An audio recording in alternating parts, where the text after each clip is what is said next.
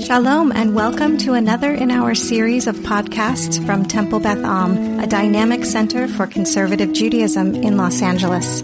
This is a recording of a sermon by Rabbi Adam Kligfeld. Some of you are aware of the fact that my father, who's a psychiatrist by training, is a pilot by hobby. He learned how to fly in the Army, not military planes, but we were living on an Army base for most of the first 2 years of my life in Fort Leonard Wood, Missouri. My father as a psychiatrist in the Army base. And he had time on his hand, and there was an opportunity for him to learn something he'd always been interested in. And so he learned how to fly a plane. You know, 2-seater airplanes, 4-seater airplanes, 6-seater airplanes. And so we would go up a lot. When I was a child, we would take family vacations, hopping around from here to there. It was quicker, sometimes quicker to get there by plane than by driving. Sometimes it was quicker by driving because the number of times we checked the plane and things had to be fixed at the last minute before we could fly made it less logistically simple as we would have thought. But it was still a great thrill. And I remember talking to my father a lot about airplanes, and I learned one of my first economic insights about the value of things came when he mentioned something to me about how planes are different than cars. Most cars, except for collectibles, depreciate over time, right?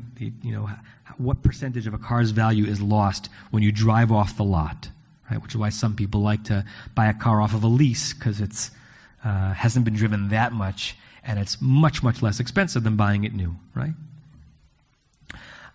Airplanes, for the most part, if they're maintained well, appreciate in value, right? I suppose you can get a bargain here and there, but if you're looking to buy, a 2-seater, a 4-seater, or a 6-seater airplane, it's very likely that the same exact machine and vehicle is more expensive now than it was a few years ago. Partly because it may have been updated with more equipment, because the equipment keeps getting better and better, but partly because it's just something that continues to grow in value. Most other stuff, including cars, are at their apex of value when they are created, at their inception. Right? There are exceptions to that. Antiques, right? They might appreciate in value. Rarities, baseball cards that have been around a long time and that are rare. Wine might appreciate in value over time. Most things are at their greatest utility and greatest value when they are first used. A chair, a shulchan, a book, right, is at its best performance or best utility the first time it is used. Compare that thing, which is the case regarding most objects, most things in the universe, to the utter vulnerability of an infant. We were all infants. Many of us have raised infants. And it's pretty shocking, particularly when you think about comparing it to other places in the animal kingdom, how little a human infant is able to do on its own. Almost nothing. Completely useless. Right? Understand what I mean by that. Treasured, beloved, but it can't do anything in the world yet. By the way, that's a difference between humans and many other animals, including mammals, right? You've seen videos. It's amazing to see, a deer being born in the wild, or even an elephant. It's born. The mother kind of nudges it with its nose or kicks it a little bit, and in a few seconds, the gazelle is off running. I would have loved had my children been able to do some things for themselves within a few hours of being born. Right? Human babies are incredibly helpless, and then they have a trajectory, unlike a book or a car or a chair, a little bit more like an airplane, where their value, their abilities, their utility, the extraordinary aspects of them, of us, continue to grow. Don't apex until way, way, way after our inception. We are not at our best a few seconds after we are born, whereas most things in the universe are. Okay? There are exceptions, of course, but you get the paradigm. With that in mind, I want to share with you a commentary that is connected to one aspect of Pesach by the Nitivot Shalom. The Nitivot Shalom was the book, where it was sometimes rabbis, and particularly medieval and Hasidic rabbis, are known by the names of their most famous work. So this rabbi is Rabbi Shalom Noam Berezovsky. He lived from 1911 to the year 2000. He was born in what's now Belarus and then lived in Jerusalem. He was known as the Slonimer Rebbe. He was the scion of the Slonimer Hasidic dynasty. Slonim is right near the town where he was born. And his main work, which is a commentary on the Torah, is called the Nitivot Shalom. So he's sometimes referred to as the Nitivot Shalom, the paths of peace. And he's commenting on this aspect of Pesach that we spend a little bit of time on the Haggadah. Some people linger on it longer. And that is, there is a trajectory in the story of the Jewish people and a trajectory in the Haggadah itself, mignut leshevach. Gnut, from degradation, from lowness, to shevach, to a lofty place, to being at a place where deserving of praise. In fact, you might remember from the Haggadah that Rav and Shmuel, two Babylonian sages, disagree upon this. They don't disagree on whether or not the ark is from Gnut to Shevach. They just disagree as to what's the Gnut and what's the Shevach. One of them thinks that the Gnut is Avadim Hayinu, physical degradation. We were slaves. And if the Gnut, the degradation, is physical, we were slaves, then the redemption, the Shevach, is that we were liberated from Egypt. So it's the ark is from enslavement in Egypt to freedom. The other one says, no. The Gnut goes way before the beginning of enslavement to Arami Oved Avi. My father was a wandering Aramean. My ancestors were idolaters. That's the low point. That's the Gnut. Before the beauty of monotheism, when we worshipped idols and pagans. And therefore, if that's the case, if the low point, if the Gnut is idolatry, then the Shevach is not just leaving Egypt. Wait for it. It's Shavuot. It's getting the Torah at Mount Sinai. It's committing to a relationship with the one God. Okay. So there's a difference of opinion as to which are the trajectories we should be focusing on the Haggadah. But everyone agrees that that is the trajectory. And the Nitivot Shalom asks, why is that such a central theme in the Jewish story? Why, when the Torah and the Haggadah is leading us through the story of an Exodus moment, do we focus on this arc from low to high? And he spent some time in this commentary talking about what we began talking about, which is that the more physical something is, usually in the reality that we inhabit, the more physical something is, the more potent its power and strength is when it is created. The more something is of physical, material substance and not spiritual, conceptual substance, usually its power is greatest when it is created. We went through some examples, we can list more. A car newly minted. Your iPhone never worked better than the first day you got it. You may have had to learn how to work it better, but it as a machine, before the battery started to drive you crazy, before the apps slowed down, before it showed its probably engineered obsolescence so that you have to go buy another one, it worked spanking new quite beautifully. Or a car battery, or the battery in these microphones that have to be replaced all the time.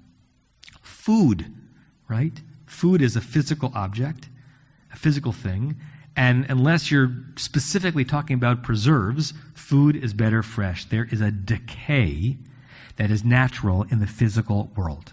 Things tend to deteriorate in reality and to depreciate or become obsolete, sometimes intentionally so.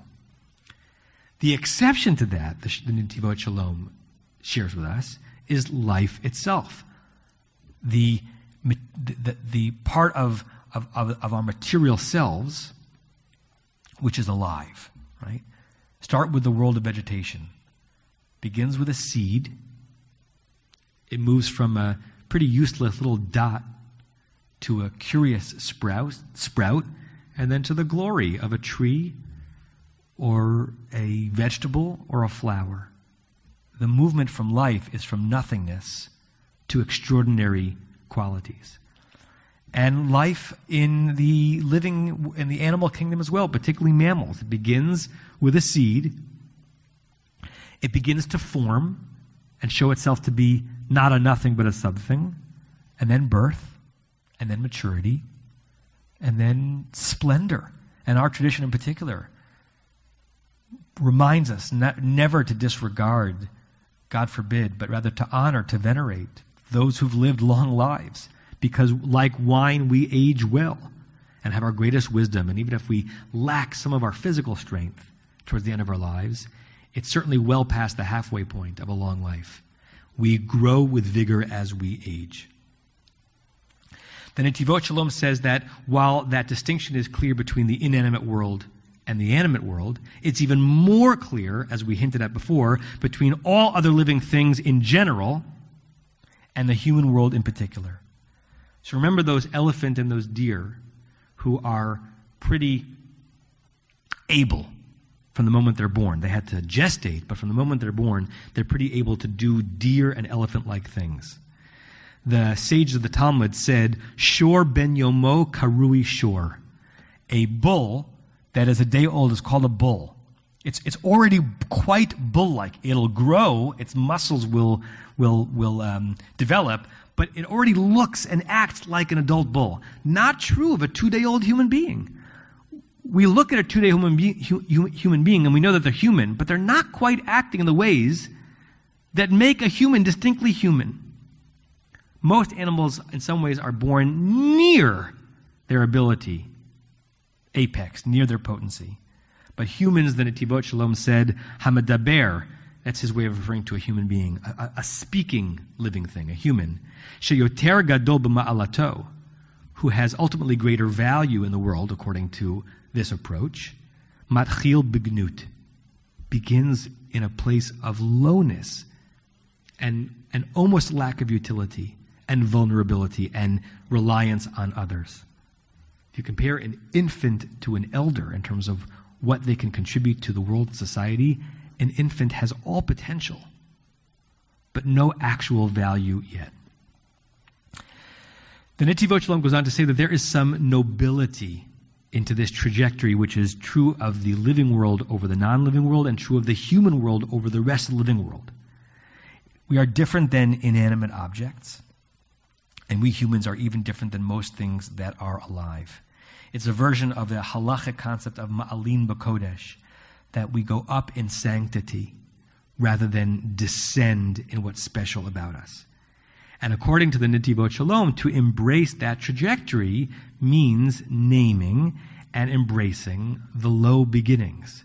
In other words, the ark doesn't make sense as a glorious thing unless you're totally okay and totally accept the fact that we start like almost nothing.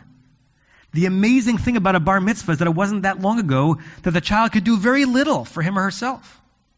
The amazing thing about a graduation from university is that the person knows so much more and is so much more capable of delivering to the world than they were 4 years ago. And the amazing thing about the wisdom that accrues over time is that it's exponentially more interesting and significant to the world than the tiny amount of consciousness we have when we're 3 or 5 or 7. Nothing against children, but they're not yet anywhere close to what the world will be able to get from them. That gnut, it's weird to think of as a child as gnut. There's nothing degrading about them, but less than in terms of what they're going to be. You have to own that and accept that in order for the apex to make any sense when you get there. The Sloner Rabbi in this commentary on the Haggadah makes a bit of a jingoistic turn at the end. He compares the nation of the Jews, the Jewish nation, to all other nations. What he says about them, it has some truth to it, so just linger with me for a second, although I wouldn't embrace the totality of what he's trying to say. He said, other nations start strong and they ebb. They start with bangs, and then over time they deteriorate. But not the Jewish people. We began as a nothing so many times, and we get stronger and stronger and stronger, and we reinvent ourselves. Listen, he's more of a Rebbe than he is a historian. But there's some truth to it, right? The Holy Roman Empire was at its apex quite at the very beginning of its time, and then slowly over time, its power diminished until it was never heard from again. How many nations do not exist? Right? How many nations have we outlasted? We don't have to, it's not overly jingoistic just to say that. How many nations have we outlasted? I'd like to think that the United States of America, a strong democracy that is facing all sorts of threats to its strength and to its democracy, I'd like to think that in 100, 200, 500, 800, 1,000 years it'll be around. Am I certain of it? I don't know. Nations have half-lives. And nations, in some ways, are more like the inanimate objects that reach their strength rather early on, and as the forming idea of the nation dissipates, as the homogeneity of the nation changes, which is, I think, a good thing in terms of human culture, but it changes what is core about an original nation, the notion of that nation can diminish over time. Nations reach pinnacles and then they hit their descent. I'm not wishing for it, but it's happened over and over and over again in time. The Jews, the Jewish people, as the historian Simon Ravidovich wrote, are an ever-dying people, which means we're an ever-rebirthing people. And at each rebirth, a greater strengthening. Could anyone have imagined that the pogroms of the 19th century or the devastations of the early 20th century would lead to Medinat Israel in the middle 20th century? It goes against historical trends, but not necessarily against Jewish trends. Mignut leshevach. From the lowest place, from the ashes and the embers of the Shoah to national independence. From destruction of the Second Temple to the birth of Rabbinic Judaism and a prayer world that still exists today. Pick your moment in Jewish history where we have gone back to gnut, to lowness, to lack of power, to lack of ability to self-organize, to an efflorescence of ideas and things that were contributing to the world and ways that we're strengthening our own society. I'm wondering right now, as a leader in the Jewish community, I try to be a leader in the Jewish community, how our Jewish community will find a way to get stronger towards a new apex, even from this mini moment of crisis. We are in crisis, my friends. I don't know what this is going to yield to. I don't know what the status of the non-profit Jewish world is going to be when this emerges. I hope that we, Temple Beth Am, and all the Jewish institutions that we care about in Camp Ramah, and the American Jewish University, and the Bureau of Jewish Education, and on and on and on, I hope that we're able to reach shevach, praise, that might seem elusive and illusory now that we're experiencing a moment of gnut. But we Jews know this pattern, and therefore perhaps we can embrace it with a fuller heart. And if we pull out from just the Jewish question, if this is gnut, if this seventh day of Pesach, this middle of April, April 15th, 2020, as society is a month into truly an unprecedented, radical turn on the dime and slowdown and morbidity and financial worry, if this is gnut, a Jew is trained to think and plan for what is the shevach, what is the apex that we will evolve to into this, as opposed to only worrying about how we're going to descend further into the depths. Where are we going in this trajectory? I refuse to submit that we are only going down. My Jewish training teaches me that there is a way to go up. What beauty will be born into the world only as a result of what we experienced in this low place? And how do we find a way to embrace, yes, to embrace, not in a Pollyanna way, but to embrace this gnut, this degrading moment, as a critical station on the way to what ultimately be worthy of shevach, of praise? And I ask you, and I ask myself, what will you personally launch and initiate and give life to and give birth to, that will continue our individual, communal, and national ascent. We are once again living the rhythms of the Pesach story, experiencing a certain narrow enslavement that could lead us to utter despair. The Jewish response is, look ahead to that mountain, to that promised land, which we will arrive at if we can embrace the journey we are on and muster our strength in God's presence and with one another's support to arrive there. May we start working on it right away. And Chag Sameach, Good Yantif. You have been listening to another in our series of podcasts from Temple Beth Am, a dynamic center for conservative Judaism in Los Angeles. If you enjoy these podcasts, we invite you to write a review on the Apple Podcast site or wherever you get your podcasts. For more information about Temple Beth Am Los Angeles, go to tbala.org.